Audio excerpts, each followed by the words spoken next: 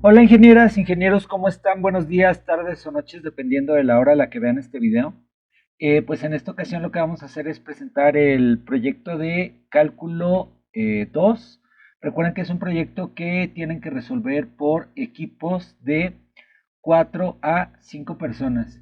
Y básicamente lo que van a hacer es trabajar a un centro de masa de una proporción a escala o de una porción a escala de la torre 101 de Taipei, que es esta que tenemos aquí. Ah, bueno, vamos a citar rápidamente las características que tiene que tener el proyecto. Debe de tener una introducción, ¿sale? Básicamente ahí hagan algo pequeño, si pongan un poquito, si quieren, sobre lo que es esta estructura, eh, pero que sea algo concreto, que ustedes entiendan y eso sí, pongan su referencia.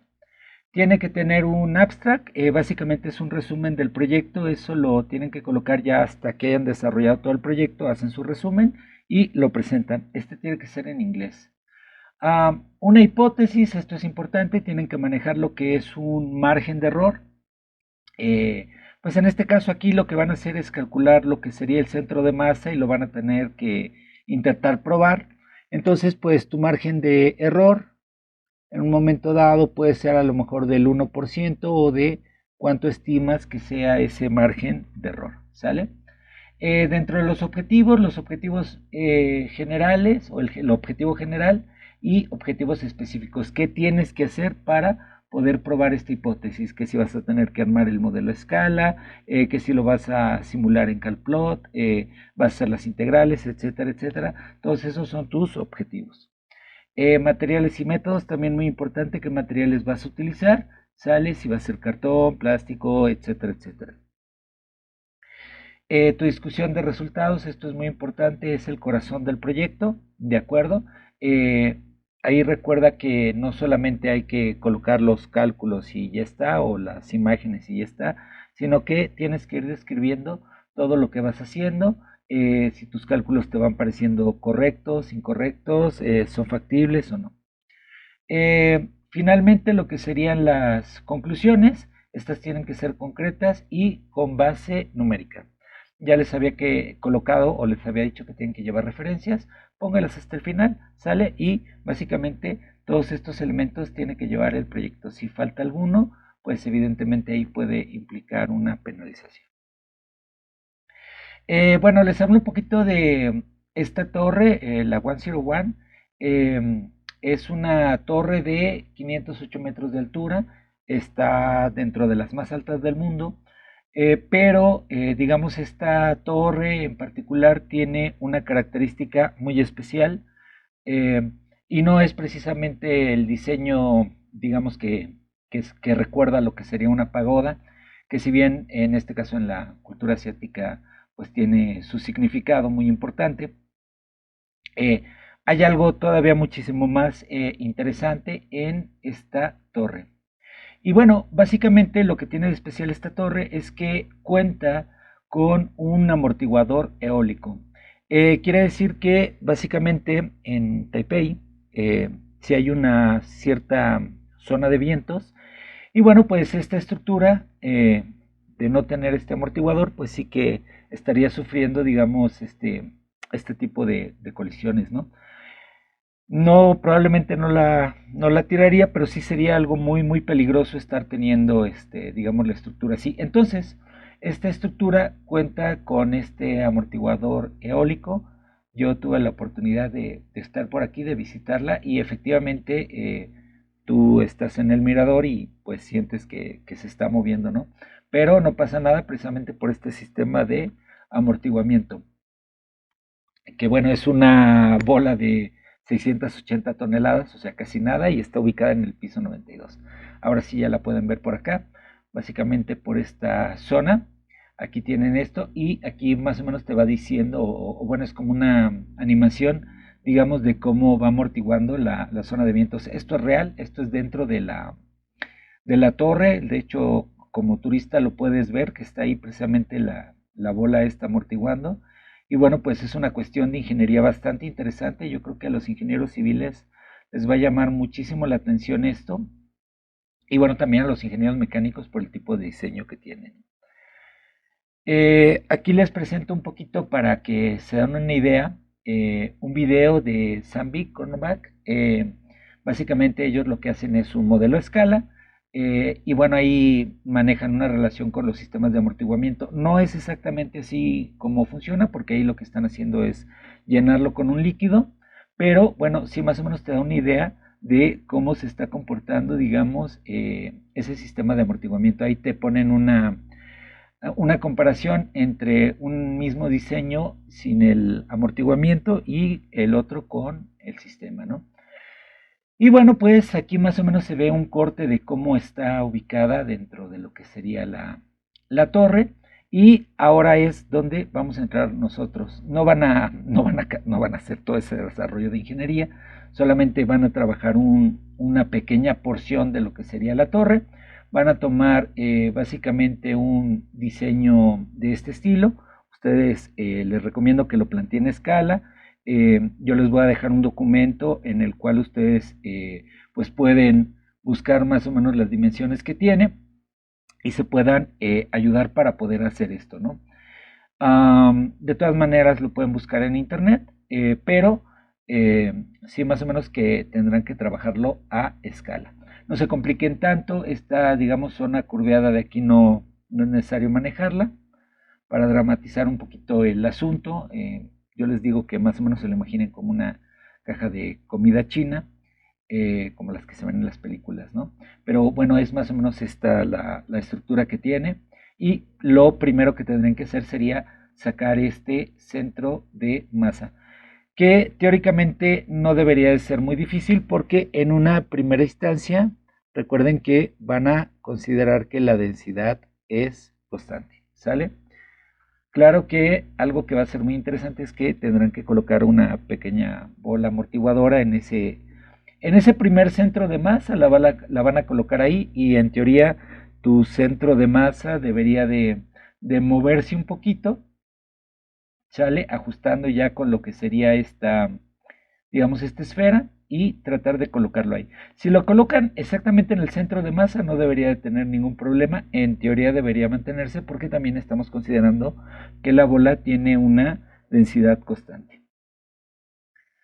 Y bueno, pues ahí está más o menos la analogía de lo que está pasando, ¿no?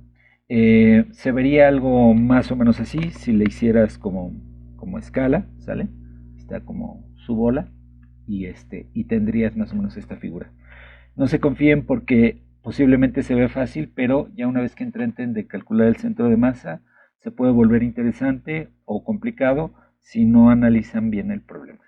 ¿De acuerdo? Este, y bueno, ahí está más o menos una representación en CalPlot de cómo se vería. Aquí está, aquí evidentemente tenemos que tener un plano, ¿sale? Con un cierto ángulo, hacia acá otro plano, hacia, digamos, hacia adentro, hacia acá la zona donde estoy yo, y hacia afuera digamos, de la estructura, también estaría el otro, ¿no? Y bueno, pues aquí está, obviamente hay que trabajar lo que sería la masa. Si quieren hacer el experimento como lo hacen en el video o pensarlo más o menos así, ya depende de ustedes con qué lo quieran trabajar. Les recomiendo que hagan el diseño a escala, aunque lo hagan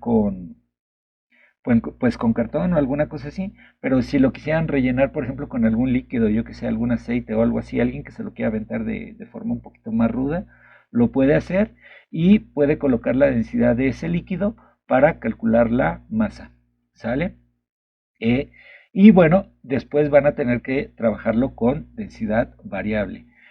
Por ejemplo, si trabajan con la constante del líquido y luego le meten acá lo que sería la bola, ya tienen ahí un problema brutal porque están trabajando con una cierta densidad aquí y están trabajando con el líquido. Y si no, pues básicamente tienen el mismo problema porque básicamente aquí tendrían lo que sería aire y aquí tendrían esta zona. Y aún así también pueden hacer todavía más complicado el problema, dependiendo de cómo lo quiere evaluar el equipo, colocarle de plano una densidad variable porque hay que recordar que de hecho vamos a decir, la estructura que tenemos,